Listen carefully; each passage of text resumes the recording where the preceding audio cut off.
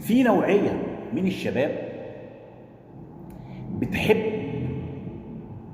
هي تخصصها، ما هو اصل الحب ده تخصصات والاستغلال تخصصات.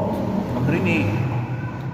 مش بالمال، مش يستغلها بالمال، شهوته زياده، وبيحب يضحك على البنات ويضحك على عقولهم عشان ياخد اللي هو عايزه منهم، ومش لاقي له شتيمه، ولو لقيته شتايم اكتبها له في التعليق.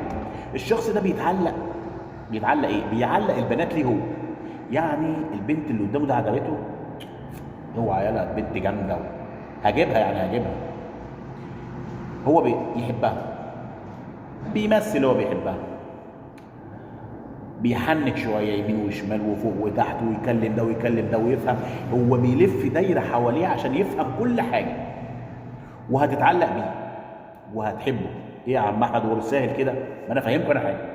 اصل الحب ده لقيت شخص عارف عني كل حاجه، بحب ايه ما بحبش ايه، بلبس ايه ما بلبسش ايه، بخرج امتى، بطلع امتى، بشتغل امتى، باجي امتى، بحب ايه ما بحبش ايه، بكتب ايه ايه الشخص المجنون ده؟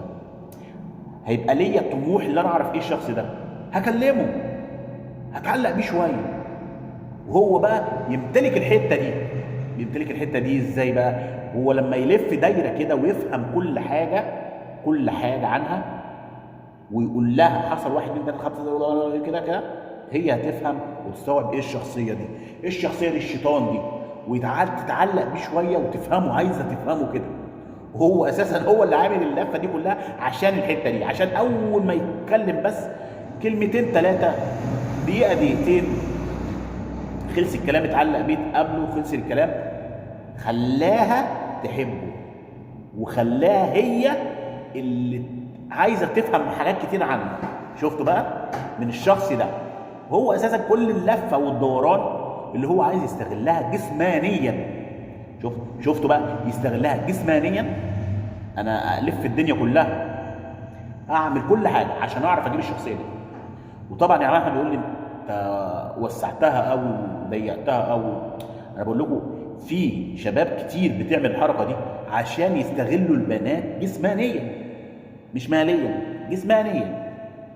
شهوته زياده، بيحب ياخد البنات ويتعامل معاهم زي المتجوزين بالظبط.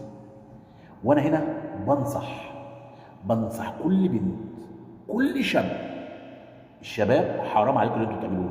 البنات اوعى حد يضحك عليك، والله لو عارف عنك انت بتلبسي ايه بالظبط وما تلبسيش ايه، جواكي تعب مش تعب، اوعي تامن لاي شاب في الدنيا. الهرمونات الزياده عند الشباب والبنات ساعات لما الاثنين يبقوا جنب بعض الشيطان تالتهم، وما تعرفيش تاثري عليها الا العنتيل. قصدي العنتيله، العنتيله هي اللي ممكن تاثر.